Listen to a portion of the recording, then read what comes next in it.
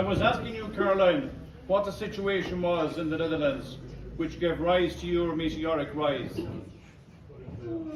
Yeah, so I was telling about my work as an agricultural journalist, and I saw in the past like 20 years, or before we founded the party, 15 years, a lot of framing on farmers, like they were polluters and animal abusers, and everything was wrong with farming.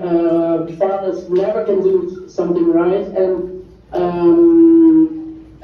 you also saw a lot of regulations, extra regulations, being put down on farmers. And as a journalist, I saw a whole different thing. I saw farmers who are on a daily basis thinking and doing what is right for animals, for people, for food production, and for the environment. So there's two worlds. And let's say 2018, 2019, or 2018, we also saw in Holland that a lot of people in the rural areas think much differently than a lot of people in cities. People in the rural areas, they have much more feeling with farmers. They know and acknowledge how important it is to have farmers in your area, not only for food production, but also for taking care of the landscape, for the social activities. And we saw and we heard, especially in the rural areas, that the national politicians don't get, they don't get what the people in the rural areas think is so much different from the people in cities. But also farmers were getting really fed up with regulation after regulation. And farmers always try to meet the wishes or the demands from society. That's what they always do. In Holland they already reduced 60% nitrogen in the past 30 years. The animal welfare is much better than 20, 30 years ago. And they were working so hard on that, and you just saw that the farmers were getting fed up with that. And then we had this politician from the Democratic Party, Mr. Geert de Groot, and one day he gave an interview in a Dutch newspaper. That was about August 2019. We were already busy with founding our party because we saw that there was a gap between cities and rural areas. But he gave an interview in which he said we have to cut down livestock by 50%. And that really, that worked as a fuse. And that was the moment that farmers said, we've had enough of this. And that's when the farmer protests started. And it was right in the time that we were founding the BVB. And everything that we thought and felt and saw already, that was coming out by the farmer protests. And so we were right with our feelings, we have to cherish our farmers, we have to cherish our rural areas, and if we are going to leave it up to left-wing parties, so to say, then there's not going to be a farmer left anymore in 20, 30 years. And we want to give those people a voice, but also the people who are not farmers but live in the rural areas side by side with farmers. Long story short, we were right. That's the only thing I can say about it. We were right because since the elections in provinces, BUB is the biggest party in Holland. We won in all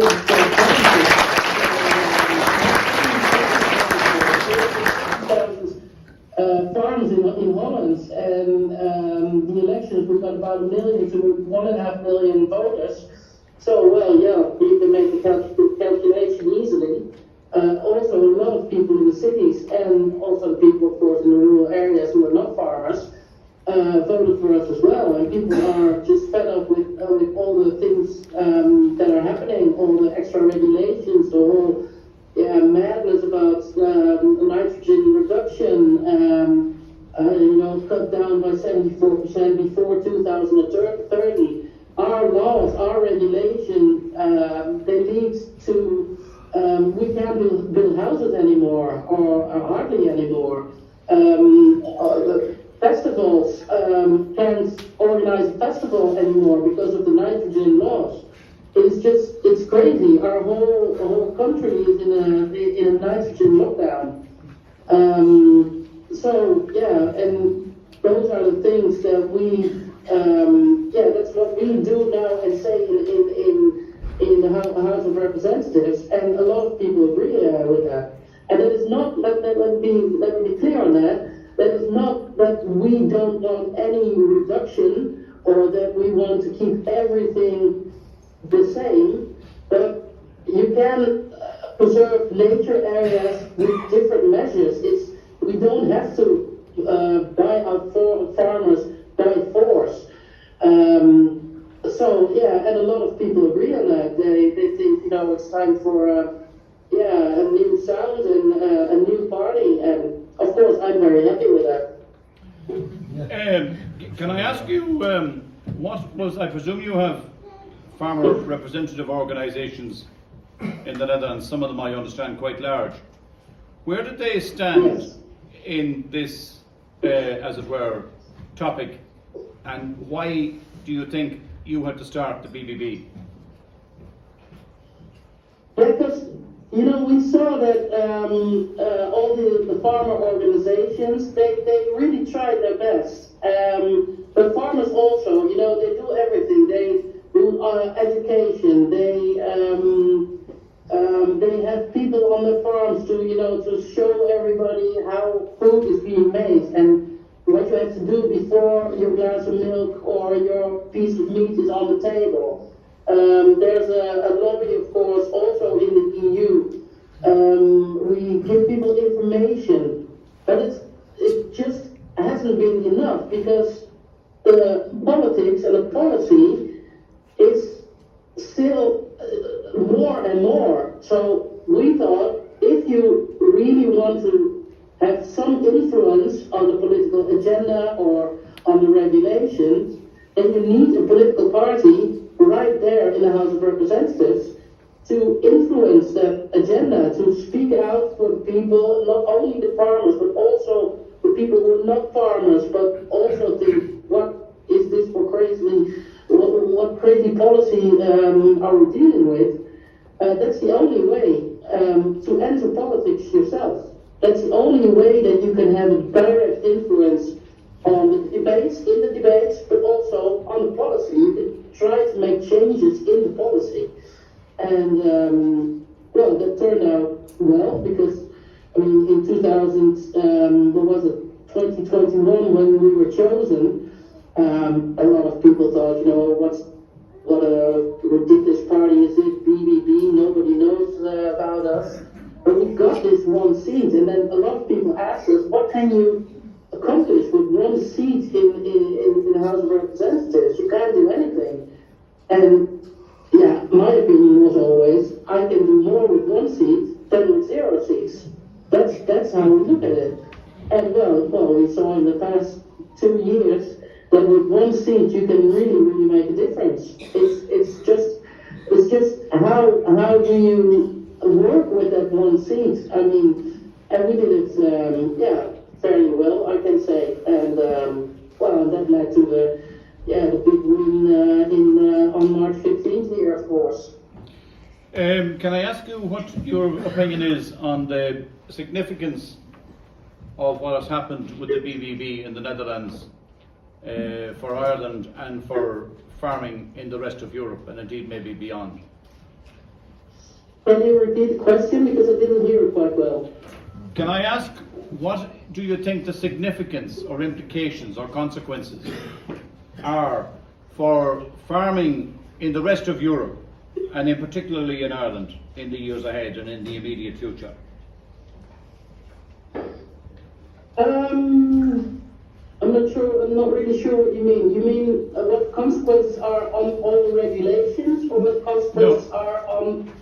I mean, do you think there are lessons which we can learn in Ireland and the rest of Europe for what you have achieved in the Netherlands?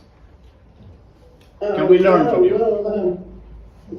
Barack Obama said before he was elected president, he had this slogan, "Yes, we can." And that is what I also think, and I think we've proven it. It can be done, but it's very important that farmers unite in their message. Because also in Holland you have a lot of different types of farms, but also different types of farmers. And farmers are always struggling against each other instead of unite and make one message to the people in Ireland, in this case, and that is, we don't make, and that's what I always say, farmers don't make nail polish bottles, they make food. And food is one of the three most important things you need in life. That's food, water, and oxygen. Without one of those three, everybody is going to die. If you don't have food, you're going to die. If you don't have water, you're going to die. If you don't have oxygen, you're going to die. People can't live without food. And you farmers make food. You keep people healthy, you keep people alive. And that is your main message. And of course, I understand differences between farmers or the way of farming, but you all make food. Even some farmers do it organic, some farmers do it in a traditional way, but everybody makes food. And if you have one united message and show people in your country how important it is, and you don't have to be risen on a shield like, oh, we're the champions and you can't touch us, but make people understand that they can't do without farmers. First thing, from food, but also of taking care of the landscape, the social activities. Also in Ireland, I mean, how many farmers are the center of social activities? I mean, when we have a festival here in Holland, that festival is going to be held on farmers' land. The parking spaces are on farmers' land. There are so many examples in why it is important to have farmers. Also, that you can buy your local food, and of course, you export meat, of course, but that's because you are good at it. Every country that is good at something exports, and we have to quit with the discussion that export is a bad thing. I mean, Germany is excellent in making cars. What do they do with the cars? They export those cars. Colombia is excellent in making coffee. What do they do? They export coffee.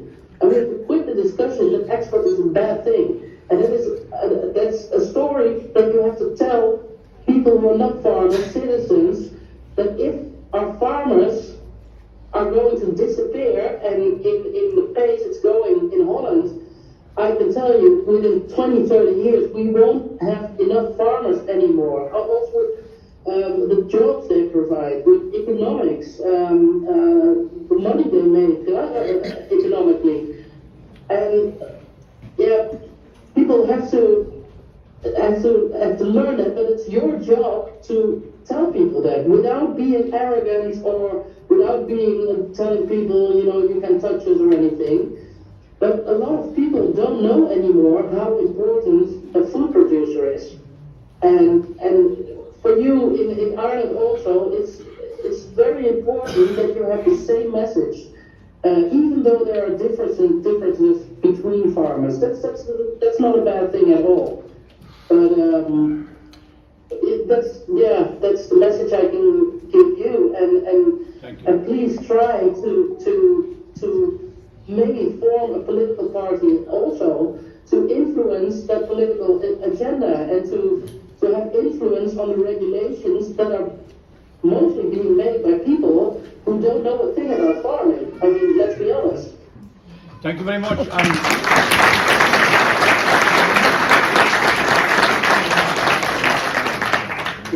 I'm conscious of the time. Your colleague Janet told me that you would be on the road returning home at 2:30. and I think it's You now can see. it's now gone 3 o'clock. We have No here. Sunday roast. Yes. No, No Sunday roast. yeah. We had the Sunday roast, all right, but I'm conscious that we're delaying you, and we're very grateful for your time. George, we have. I would love to come to Ireland to speak to you in person sometime. So Yeah, we will. I'm very happy that. Yeah, we will arrange this with you and with Inc and Janet in the near future. We have Yes. here. Some journalists. Yeah, sorry, just a moment. Noel Barton. We have here. We have two independent TDs, what we call TDs. I'm sure you know that. One is Michael Fitzmaurice, and the other one is Verona Murphy from Wexford, next to Waterford, I think, where your mother had some connections. My mother was born in Woodbridge, yes. And we have groups of farmers and landowners and people affected by this issue from right across the country. So we're conscious of the time. We're grateful that we've got more time than we expected. We built our whole launch around you, and we're very happy to do that. So I think there's two questions. Yes. Is Noel Barton Yes. from the Journal here? We've two questions. Noel is here. We have And Ben Noel. Scallon from Gript Media. Then, Yeah. if you What? want to come forward. What's your second name, Noel? Noel Barden. Come right up. From, Here. yeah. We've Noel Barden from the Irish Farmers Journal, which is the premier outlet for farming and agriculture. Sit there Okay. and talk in there. Noel Barden. Hello, how are things, and thanks for taking the question. Thanks for taking the question. So last year I would have went to the Netherlands to some of the tractor protests. They were very large in scale. And what was the role or the influence of the very large tractor demonstrations that have been happening in the Netherlands over the past 2 years on your success? Did they play a big role, and kind of how would you put your priority maybe for farmers as to whether they are getting out in the streets or working on the political side of it to just get seats around the table? Thanks. Well, the influence was, of course, at first the farmers raised awareness of their situation to the Dutch people. And that was very important because farmers hadn't been protesting for 30 years. And the farmers' protest, a lot of people try to frame it as, people are fed up with those big tractors and they're not backing the farmers. But that was not the case at all. A lot of people in Holland backed the farmers, and they saw in the farmers' protest a protest that they maybe wanted to do, not specifically for farmers, but for all other worries and questions they have here in Holland. And the farmers could protest with their tractors, and they symbolize a lot of, unrest and worries for the Dutch people. And of course, it made us known because we were already founded before the farmers' protests. And when the protests came, media saw, oh yeah, there's also a new political party. So I got more media in that period, of course. So yeah, I could say my thing, and I could tell people that we were going to try to get a seat in the House of Representatives. But still, I only got one seat, so it wasn't a massive influence. And I always think it's a good thing that people raise their voice in whatever protest. We can all, we look at the climate activists also. They are protesting a lot. We can think maybe, this really exaggerated, they're exaggerating the whole thing, but they also fight for something they worry about. They also fight for their future, or for the future for their children. So when I look at climate protests, you can laugh about it, but basically they are doing the same thing as farmers. They are worried about their future. And I always think that whenever it's within the law, people have the right and they must protest. You must raise your voice and not let everything just happen to you. And that's the way I look at it. But I'm not sure if that was the answer, if the answer was clear enough. Is that okay? Yeah, that's perfect. Yeah, that's perfect, Caroline. Now we've one further question from Ben Scallon. Ben Scallon from Gript Media. Okay, Caroline, thank you so much for taking the question and addressing this event today.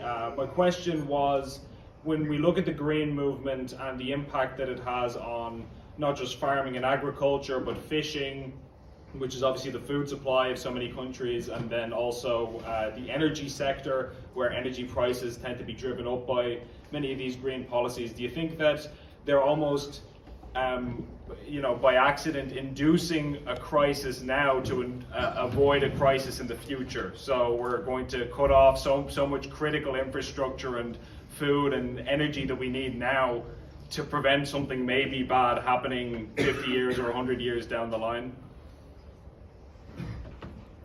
I'm not sure if I understand what you mean. Do you mean that this is on purpose for? No, not necessarily that it's on purpose, but that in order to avert a crisis, we're doing things that are kind of creating crises for people who are living today. We worry about future generations, but that there are generations living right now that are in need of the kinds of resources that farmers provide. I think, the Ukraine war was a big trigger, of course, on soaring energy prices, made us aware about how important it is to keep feeding the world. I mean, the Red Cross and the United Nations is already warning for food scarcity for years already. And these crises have pointed out very clearly that we are on a very thin line in having everything what we want, and in the next week it can all be gone. And in a way, I think, of course, I don't think it's a good thing that we can't warm our houses anymore, and people are having very high bills to pay for their energy, or can't buy food anymore in the supermarket, which is the most important thing we can buy. But it also, at least in Holland, it has also raised awareness exactly on how important it is to have food producers in your own country, that you can provide food for your own country, that we are not dependent on other countries to import food, because when food is scarce, countries are keeping the food for themselves, and that's also why I think it's so important to have keep the critical mass on farmers to providing your own food production. Is that an answer to your question, or did you mean something else? Absolutely, yeah. No, Yeah, that's perfect.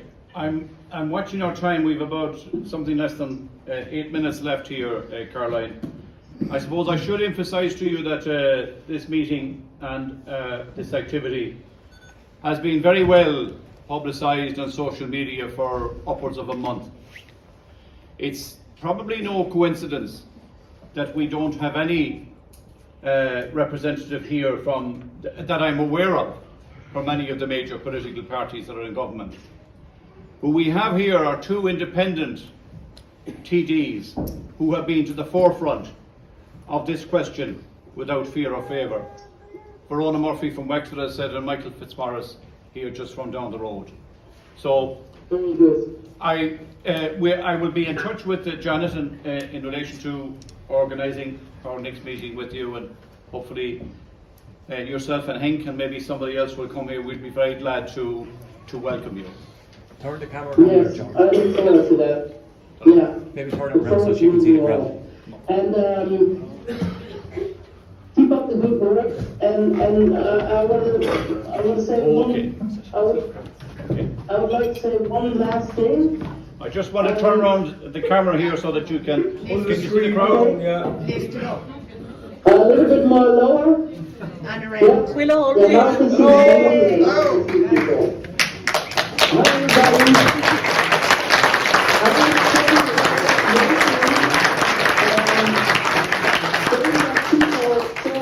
That you are not worth it, because most of the civilians are standing behind you. Maybe they don't express it all the time, but we saw in Holland, with the elections, they told us, oh, only farmers are going to vote for your party. I got 1 to 1.5 million votes in the elections for the provinces, and we only have 50,000 farms in Holland. So don't let people in Ireland tell you that the people who are not farmers, the citizens, are not backing you, because they do, but they are the silent majority. Just keep that in mind, and I know for sure that people do appreciate you and do appreciate the food you make.